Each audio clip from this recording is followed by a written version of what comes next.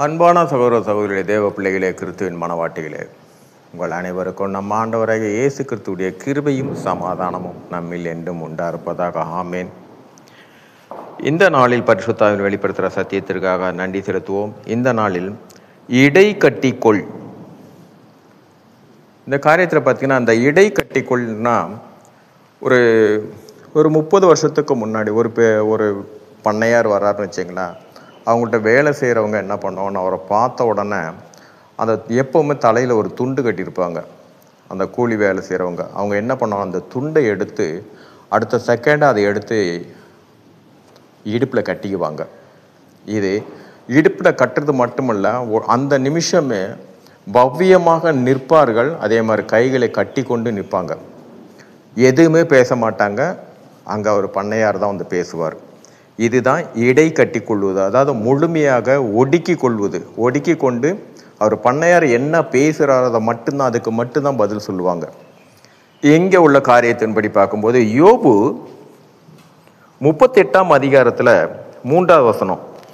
இங்கே யோபு சில காரியங்கள் தம்முடைய சுய புத்தியினால் அவர் வெளிப்படுறாரு, அந்த புத்தியை.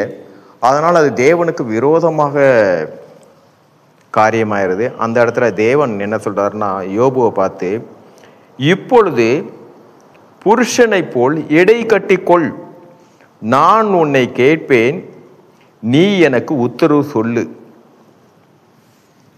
நான் கேட்கறதுக்கு மட்டும் நீ பதில் சொல்லு.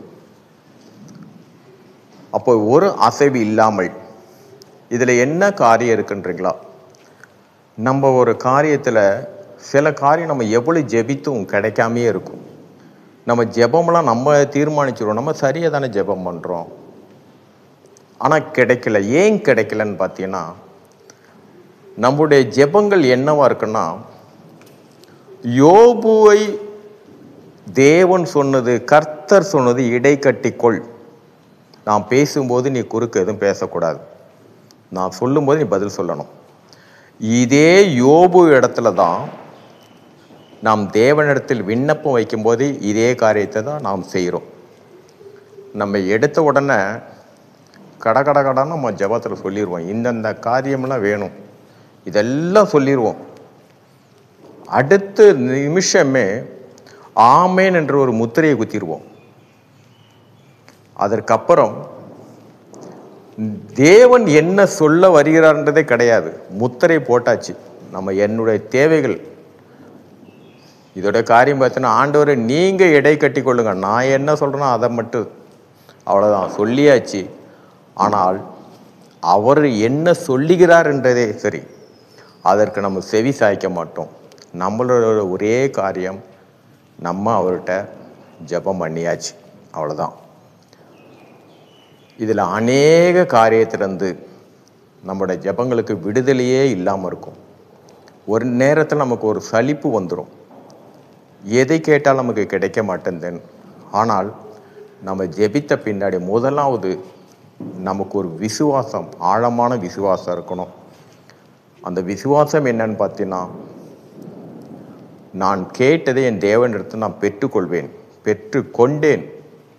அதே போல் நம்ம விண்ணப்பங்களை வைத்த பின்னாடியும் சிறிது நேரம் அமைதியாக இருந்து நம் இருதயத்தின் உணர்வுகளை உண்டாக்குவார் தேவன். அந்த உணர்வின் மூலமாக அவருடைய சத்தத்திற்கு அமைதியாக நம்ம காத்திருக்கும் போது, அப்பொழுது அவருடைய சத்தத்தை நாம் கேட்கலாம்.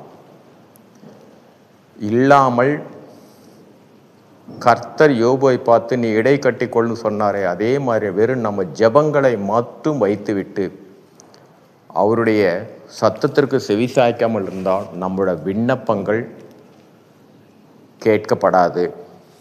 அதை காட்டிலும் கேட்கப்படணும்னா நம்மளோட விசுவாசம் ரொம்ப ஆழமான விசுவாசம், வைராக்கியமான விசுவாசம் என்னவென்றால், அந்த விசுவாசத்தில் இருந்தால் நம்ம ஜெபித்ததை நம்ம பெற்றுக்கொள்ளலாம். என்னவென்றால், என் விசுவாசத்தின்படி என் தேவனிடத்தை நான் கேட்டால் அதை பெற்றுக்கொள்வேன், அவர் எனக்கு செய்வார், அவர் தான் எனக்கு செய்வார். அந்த விசுவாசத்தில் நம்ம ஆழமாக நம்ம இருந்தோம்னா கண்டிப்பாக நாம் அதை பெற்றுக்கொள்வோம். அதை ஜெபம் பண்ணுறதுக்கு முன்னாடியே நம்மளோட விசுவாசம் அதிகமாக இருக்கணும். அவர்கிட்ட நான் பெற்றுக்கொள்வேன். அவர் தான் எனக்கு கொடுக்க போகிறார். சரி, இந்த காரியத்தை நம்ம விசுவாசத்தோடு நம்ம இருந்தோம்னா கண்டிப்பாக தேவன் எல்லாவற்றின் நம்முடைய விண்ணப்பங்களுக்கு செவிசாய்க்கக்கூடியவர். சரி, நன்றி செலுத்துவோம். பரிசுத்த ஆவியானவர் இந்த நாளும் வெளிப்படுத்தின சத்தியத்திற்காக நன்றி செலுத்துவோம்ப்பா. இந்த காரியத்தின் மூலம் எல்லாவற்றிலும் மூவரிலும் ஒருவராக இருக்கிற தேவனே, உம்முடைய நாமம் ஒன்றுக்கு மகிமை உண்டாவதாக. ஆமென்.